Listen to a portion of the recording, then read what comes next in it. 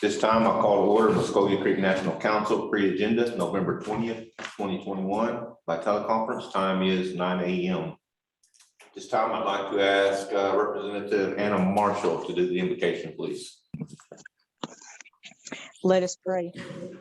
Creator God, we just come to you this morning and we just give you all the thanks for the blessings and the protection that you have provided for us this past week.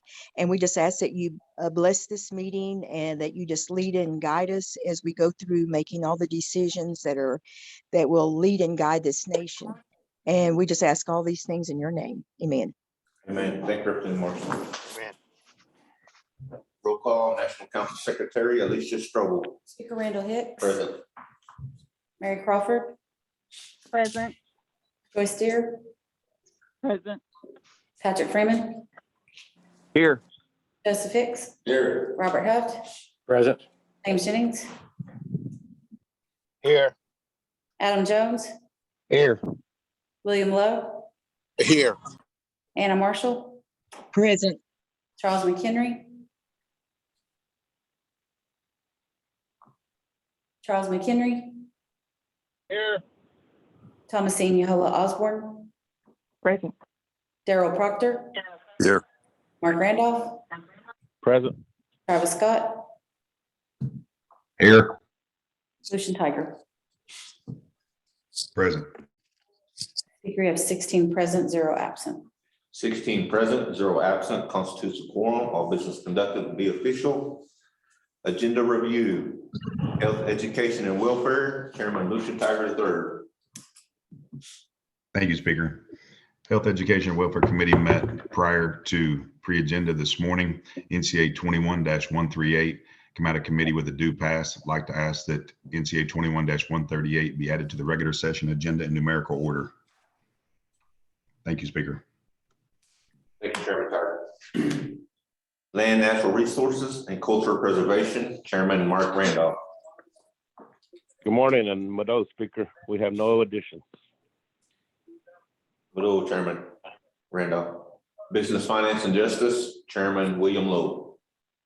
Mado Speaker, we have no additions. Hello, Chairman Lowe. That concludes the agenda review.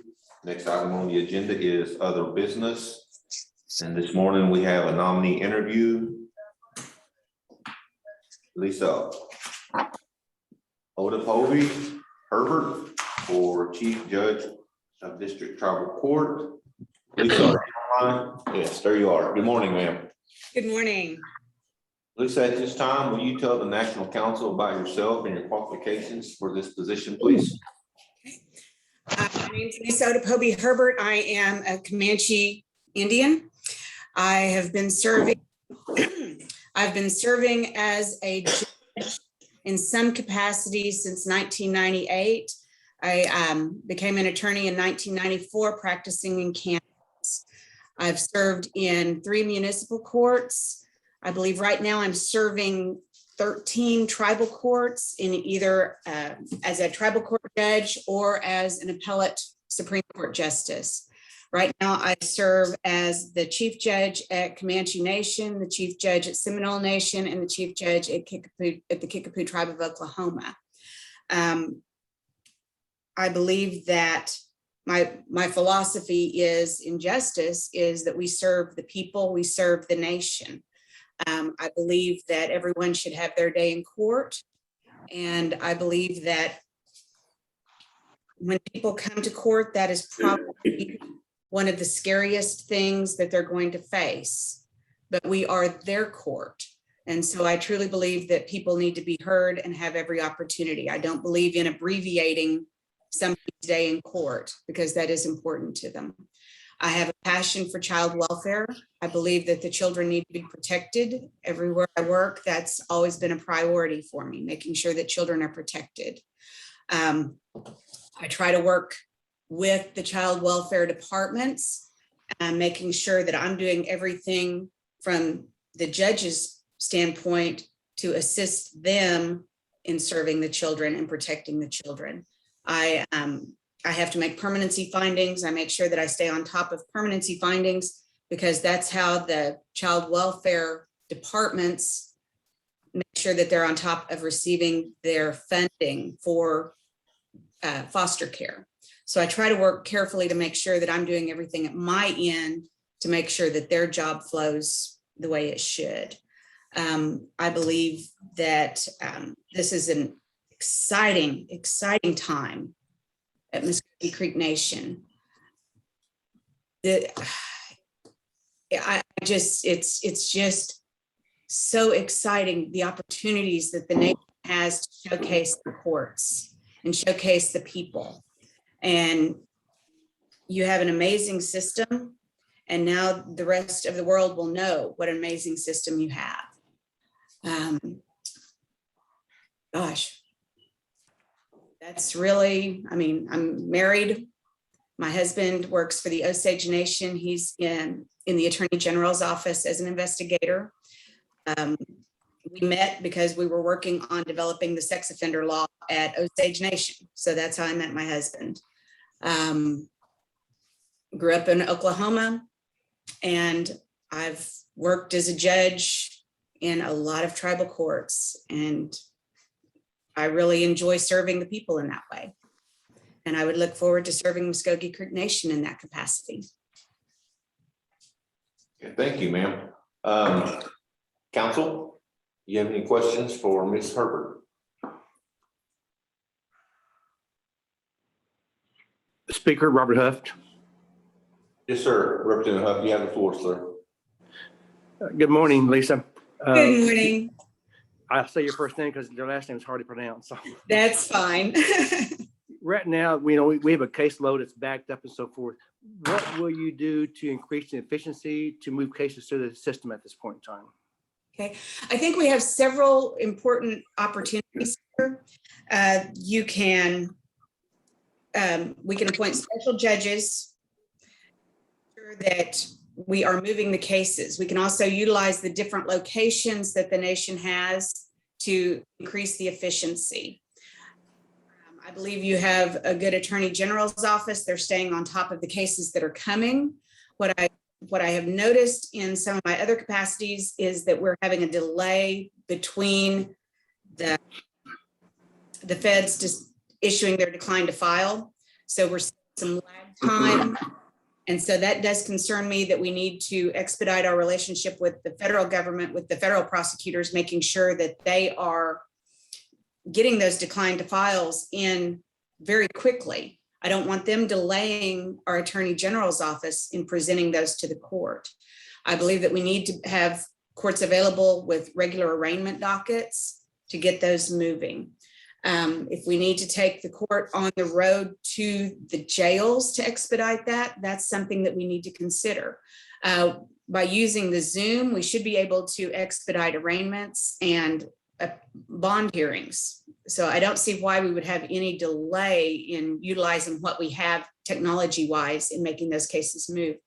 I would also propose that we have a court liaison that would go into the state courts so we don't have a lag time between a McGirt dismissal in state court and the Attorney General's office having the opportunity to pick those cases up. That lag time between a dismissal and the Attorney General's office having the case isn't the fault of the nation or the Attorney General's office. Sometimes that's just the state court holding things up and trying to delay. So if I would propose a liaison to try to help bring that in, so we've got those into court much faster, and anything that we could do to support that other branch of government, the Attorney General's office, in facilitating these cases moving, we want to expedite that, whether it be designating certain clerks to handle that particular caseload or designating certain judges or special judges to accommodate those. So I do believe that that's very important, that we move those cases very quickly. I don't want to see us finding cases that are getting dismissed for failure to prosecute in a timely manner, especially if it is a case that's a dismissal from the state court. So I think we just need to facilitate those relationships however we can. And it may just be having somebody in court saying, give me that file. We've just seen a dismissal. So I believe it's a very important, and are on display how we're handling these cases. And so I believe it's very important that we are handling these in a timely manner and that we are offering the judicial support necessary to keep these cases moving. So I hope that kind of answers the question. That seems like a long answer. Thank you very much. Also, I have another question in terms, explain to me your time frame in terms of releasing yourself from the other duties. I think we do the full judge here at Creek Nation. Okay. Right now, a bunch of tribal courts. I would anticipate that it would be after the first of the year. I am in the process of making my application to the Oklahoma Bar Association. I anticipated that it would be a very, very short application since I would be applying for reciprocity, since I've been licensed in the state of Kansas all these years, and I'm licensed to practice before the federal courts. This is 28 pages of my application thus far. I'm having to get transcripts and upload other documents, and I'm simply waiting on those other documents to be forwarded to me electronically. So the only thing delaying my application with the Oklahoma Bar Association is retrieving all of the other documents that have to be uploaded. So I was hoping to come in today and tell you that my application with the Oklahoma Bar Association has been submitted and is in the process, and I'm unable to tell you that today. So I can tell you that I have the application and I am working on the application just as quickly as the other documents come in that I have to support that application. I would anticipate starting after the first of the year very quickly. I would need to make sure that my dockets are completed and all of my orders are turned in. I don't have any orders lagging out there right now. So I would be able to just give them the notice to my courts and ask that they be finding their replacements. I have one court, Citizen Potawatomi Nation, that would be looking to replace me as a prosecutor. So that's a little bit more of a challenge for that nation to find somebody. But that's my timeline. And the only thing that I would see that would delay that at this time would be processing by the Oklahoma Bar Association. So I was hoping I could tell you something better than that. But my intent would be to start after the first of the year, pending my bar acceptance. Okay, thank you. Thank you, Representative Huff. Speaker, this is Mark Randolph. Go ahead, Representative Randolph. You have the floor, sir. Thank you. I have a question. How will you improve court safety for victims or survivors of crime, court personnel, and the public? Okay. That is paramount. We need to make sure that we're doing everything physically as far as the design of the building to protect court personnel. Court clerks deal with people generally in crisis. And so we need to make sure that we have a security measure available to them. I like to see a security person with law enforcement credentials in the courthouse regularly. We've assigned an officer at Comanche Nation that's at the courthouse, which has worked very well, just to make sure that people in crisis are maintaining their composure while doing their business. I believe that a bailiff in-person hearing is very important because people are emotional. So we have to protect our court personnel in that way. As far as the coronavirus, I believe that it's important that we don't let it interfere with the court doing business. We have to continue to trudge ahead.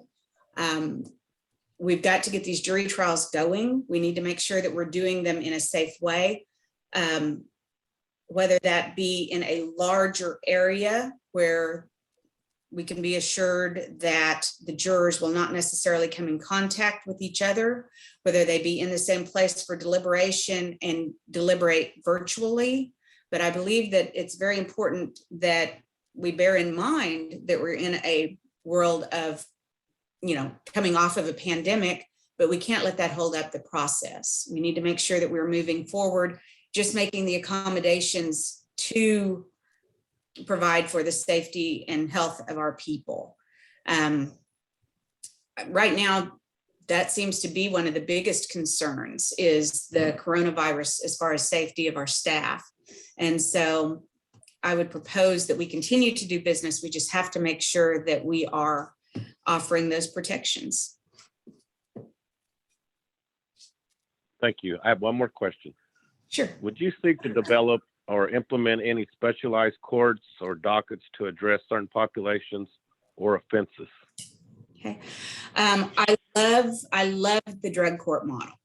I absolutely love the drug court model. I've trained in drug court. I've conducted drug court, and it works. And so I do love the drug court model. Family drug courts, I'm less familiar with, but that's something that might be considered, because if that interaction would actually help the families. Mental health court and veterans courts, I think, are very important because they have very special different needs. And if those fundings become available and those options are available, I think they really do meet some excellent needs. I'd love to see a mental health court, because so many of the things that I see in my tribal courts is based on mental health. I've had a tremendous success in White Eagle at the Ponca tribal courts. What we've been doing is we have worked in partnership with our mental health, our behavioral health program there.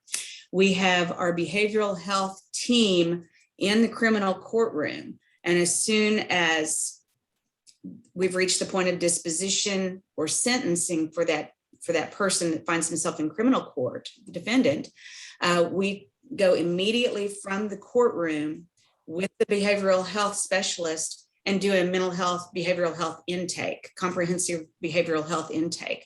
And what we're finding is this little, just bringing somebody out of the courtroom hand in hand with their behavioral health specialist, is that we're having a tremendous amount of success in getting them to follow through with either their substance abuse treatment, behavioral health treatment, or whatever that looks like at the other end.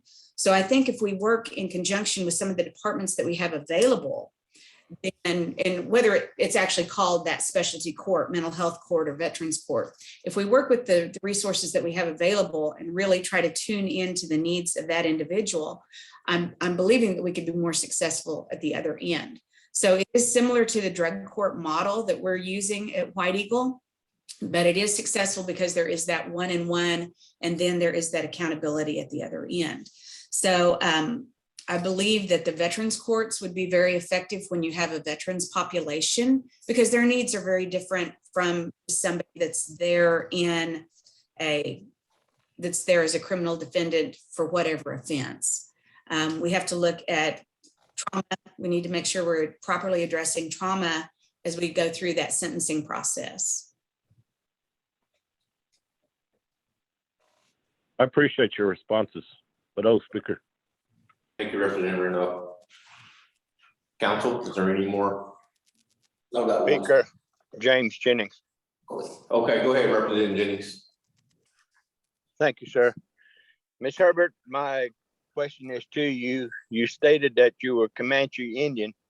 So are you an enrolled member of the Comanche tribe? Yes, sir. I'm a quarter Comanche. Okay. And then my other question is, you attended the University of Kansas School of Law. So are you familiar with Ms. Leeds, who is a judge? I am. Ms. Leeds and I served on the Comanche Nation, on the Comanche Nation Supreme Court. And that's how I met Ms. Leeds, was back, gosh, I want to say that was probably back in 2007 is when I got acquainted with Ms. Leeds through the Comanche Nation Supreme Court. Thank you, ma'am. Thank you, Speaker. Thank you, Representative Jennings. Representative Hicks. Ms. Herbert, do you feel that ongoing training is critical to the members of the judiciary system? Absolutely. Absolutely. Learn something new every day, and we're learning more about we're learning more about how behavioral health, mental health, and trauma affect people in our court system. And so I'm always trying to learn a little bit more about behavioral health and how that impacts the people that we serve in our court systems. Procedurally, I believe that we are always needing to learn more, particularly about search and seizure law. Search and seizure law is a moving target, changes, in my world, it seems that search and seizure law changes daily, and it's applied in different ways in different areas. And so I believe it's important that we maintain judicial education in those areas. I've been fortunate enough to attend classes at the National Judicial College. I was able to attend and participate in the regular general jurisdiction training at the Judicial College, where they send all of the new state district court judges from all over the country. And so I was able to participate in that 2-week training. And through that, I've maintained a relationship with the National Judicial College. So I'm able to go to additional trainings that they offer and try to stay on top of the newest topics. So obviously, there's a lot of exciting stuff going on in tribal nation jurisdiction. I'm looking forward to how the National Judicial College approaches that and educates other jurisdictions on what's going on here. Thank you, Ms. Herbert. Thank you, Speaker. Thank you, Representative Hicks. Speaker, this is Representative McHenry. Go ahead, Representative Hicks. We've heard that you work for the Comanche Nation and that you are an enrolled citizen of the Comanche tribe. But my question is, what makes you want to work for the Muskogee Creek Nation? Well, what is your drive and your thoughts of that, please? Okay. Let me go ahead and answer on a personal level. Right now I drive about 1,000 miles a week, serving a bunch of different tribal courts. And I work 7 days a week, writing orders and just staying on top of all the work. I'm going to be 56 years old in 2 weeks, and I would like to work at one place, and I would like to be a regular employee at one place, serving one jurisdiction. And right now is the most exciting opportunities that I see through Muskogee Creek Nation because of the McGirt decision. All eyes are on this nation, and I would love to serve at this time. The sky's the limit.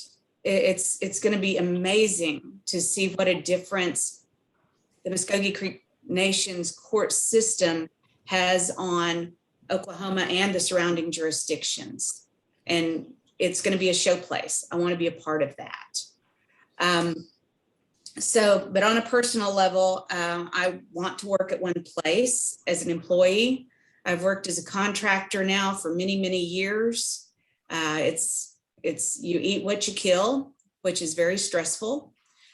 Some of the small tribes that I work for, they get backed up. So I'm waiting to get paid, 4 months delayed.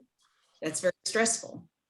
The good part is I have enough work that I'm never unable to pay my bills.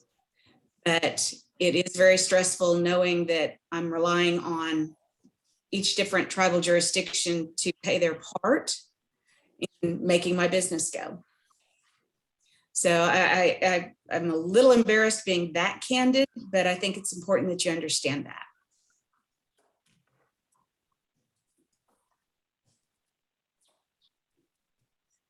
Representative McHenry.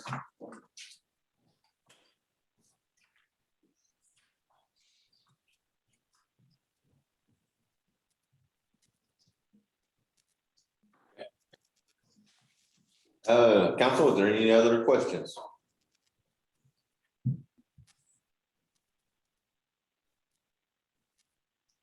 Hearing none. Lisa, thank you for your answers this morning. After our pre-agenda, we'll probably take a 5-minute break, go into our regular session. And so if you want, just stay online, please. All right, thank you. I appreciate your time. Thank you so much. Thank you. Okay. Down to announcements. Council, any announcements? Like I said, regular session will be immediately following, but we may do a 5-minute break And then we'll go into the regular session. Any other announcements? Hearing none, entertain a motion to adjourn. So moved. Representative Hicks made a motion to adjourn. Do I have a second? Second. Seconded by Representative Jennings. All in favor, signify by saying aye. Aye. Aye. All opposed, same sign. Meeting adjourned at 9:26.